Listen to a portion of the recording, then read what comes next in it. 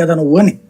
ఇప్పుడు బాబు గారు వస్తుంటే చేస్తున్నారు. అప్పట్లో మాస్టర్ ప్లాన్ నే మార్చేశారు అని ఏదో అన్నారు కదా, మళ్ళీ ఇప్పుడు యథావిధిగా మాస్టర్ ప్లాన్ ని ఈయన కంటిన్యూ చేస్తారా బాబు గారు?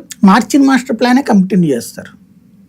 మొదట్లో వేసిన రోడ్డుని తర్వాత ఏదో వీళ్ళ దగ్గర దాకా తీసుకెళ్లారు. ఇదంతా అప్పుడు చూపెట్టింది, కంప్లైంట్ కేసు పెట్టింది కూడా. కానీ హైకోర్టు ఏంది దాన్ని సీరియస్ గా తీసుకోలేదు కదా, దానివల్ల ఎవరు లబ్ధి పొందలేదు కదా అన్నది. దాని మీద బెయిల్ కూడా ఇచ్చేసింది, ముందస్తు బెయిల్ కూడా. కాబట్టి ఇక ఆ కేసులన్నీ విత్డ్రా చేసేసుకుంటది ప్రభుత్వం. ఆటోమేటిక్ గా అదే కొత్త మాస్టర్ ప్లానే ఫైనల్ అవుతుంది. అది దాని ప్లాన్ రెడీ చేస్తారా మళ్ళీ ఇప్పుడు బాబు గారు? వీళ్ళు చేసిందే, జగన్ ఏం చేయలేదు. ఇక చంద్రబాబు మాస్టర్ ప్లాన్ ని ఆపేయాలనుకున్నారు వీళ్ళు. ఫస్ట్ ఒక మాస్టర్ ప్లాన్ చేసి దాన్ని మళ్ళీ వేరేగా మార్చారు అని అనుకున్నారు. అంతే తప్పించి వీళ్ళు ఇంకో మాస్టర్ ప్లాన్ ఏం తయారు చేసి, కాబట్టి అప్పట్లో ఉన్న ఫైనల్ మాస్టర్ ప్లాన్ ఇంప్లిమెంట్ చేస్తారు. రాజధానికి సంబంధించి కేంద్రం నుంచి ఇప్పుడు అడిషనల్ గా ఏమైనా నిధులు తీసుకోవాలా చంద్రబాబు నాయుడు గారి ముందున్న అదొక సవాలా, లేదంటే ఉన్న నిధులతోనే ఆయన అనుకున్న రాజధాని పూర్తి అవుతుందా, సాధ్యం అవుతుంది 5 ఏళ్లలో?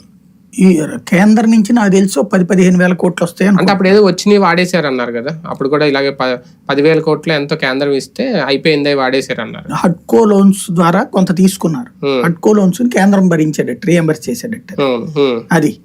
అది టోటల్ గా కలిపితే అప్పుడు ఒక 20,000 కోట్లు 25,000 కోట్లు ఖర్చు పెట్టారు అప్పుడు. అవును.